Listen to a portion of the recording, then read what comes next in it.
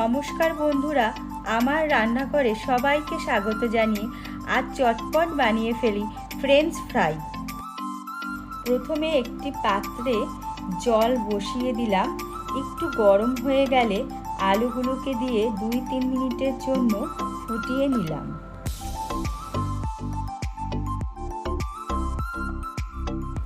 তারপর জল ঝরিয়ে ঠান্ডা জলে ভালো করে ডুবিয়ে রাখতে হবে। একটি টাওয়াল বা একটি কাপড়ের সাহায্যে আলুগুলোকে ভালো করে মুছে নেবেন, যাতে আলুতে জল না থাকে। তারপর ঠান্ডা হওয়ার জন্য আধা ঘন্টা ফ্রিজে রেখে দিতে হবে। তারপর আলুগুলোকে বের করে কর্নফ্লাওয়ার মেখে হালকা রিফাইন তেলে ভেজে নিতে হবে।